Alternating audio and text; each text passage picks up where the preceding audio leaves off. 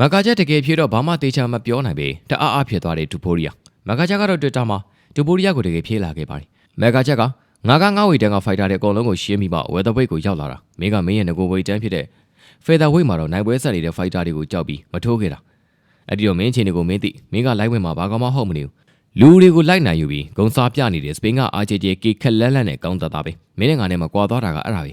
ဆိုပြီးတော့ပြောပါတယ်ဒါကိုဒူပိုရီယာကတော့မင်းနဲ့ငါနဲ့ကွာတာကမင်းကခလေးကလားနဲ့တရေဖိုးကြောင့်နဲ့ကောင်ငါပြောရတဲ့လုပ်တယ်မင်းကတော့ပုံနေပြီးတယ်ဆိုပြီးတော့ချင်းချင်းလေးတိုက်ခဲ့ကြပါတယ်လေးတိုက်တဲ့နေရာမှာတေချာပြန်ကြည့်မယ်ဆိုရင်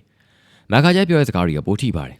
ဘာလို့လဲဆိုတော့မကာချက်ကသူ့ရဲ့အောင်မြင်မှုတွေကိုထုတ်ဖို့ပြီးတော့ပြောနိုင်လို့ပါဒူပိုရီယာလေးတိုက်တာကြတော့အထိနာစေတာမဟုတ်ပဲ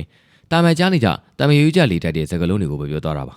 အောင်မြင်မှုတွေကိုချပြပြီးလေးတိုက်တာမျိုးမဟုတ်ပါဘူးဒီတော့မကာချက်တကယ်ပြောတော့ဒူပိုရီယာတရားတအားအားဖြစ်သွားတယ်ဆိုတော့ဒါကိုပြောတာပါခက်ရှင်းပြောမယ်ဆိုရင်မကာချက်ကသူလှုပ်ပြခဲ့တာတွေကိုချက်နဲ့လက်နဲ့လေးတိုက်ပြီးတော့ဒူပိုရီယာကတော့စိတ်ထူတဲ့ကလူတိုင်းပြောမိတဲ့စကားလုံးတွေနဲ့လေးတိုက်ခဲ့တာပါ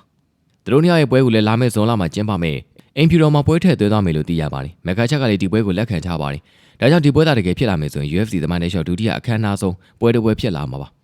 ပထမအခမ်းအနားဆုံးကတော့ခါပိနဲ့ကော်နာတို့ရဲ့ပွဲစဉ်မှာဖိုက်တာနေရာစလုံးကသူမသားကိုမသားအနေထားတွေဆိုပေမဲ့ကပတ်နှစ်ခုရတာချင်းတူတူမကာချက်ကတော့ပိုအောင်မြင်တယ်လို့ပြောရပါမယ်ဘာလို့လဲဆိုတော့မကာချက်ကအကောင်းဆုံးဆိုတဲ့ဖိုက်တာတွေကိုပဲဖြုတ်ချနိုင်ခဲ့တာမို့လို့ပါဒီလိုပြောလို့ဒူပိုရီယာကိုလည်းမကောင်းဘူးလို့မဆိုလို့ပါဘူးဒူပိုရီယာကလေးများပြီးတော့အလုံးနဲ့သက်သေပြတာကအတော်ကိုနဲပါတယ်ဒီတော့သူတို့နှစ်အခြေတေးဖြစ်တာကြီးရဖို့ပရိသတ်ရဲ့တန်တရားတွေရှင်းဖို့ဆိုရင်သူတို့နှစ်ပွဲဖြစ်ဖို့လိုပါတယ်ဒါတွေပြီးရင်တော့ဒီပွဲပြီးတော့ဘယ်သူပါလဲတကယ်ဖြစ်ပေါ်သွားမှာပါအခုတော့ level 2ပေးမဲ့မကာချက်ကအလုံးနဲ့ပိုပြီးသက်သေပြနေတဲ့အတွက်ဒူပိုရီယာထက်တော့အနှဲငယ်ပိုတာတဲ့အနေအထားတစ်ခုရှိမှာပါကဲအဲ့တော့သူတို့နှစ်ပွဲဖြစ်လာခဲ့ရင်ဘယ်သူကဘာဖြစ်သွားမယ်လို့ထင်လဲ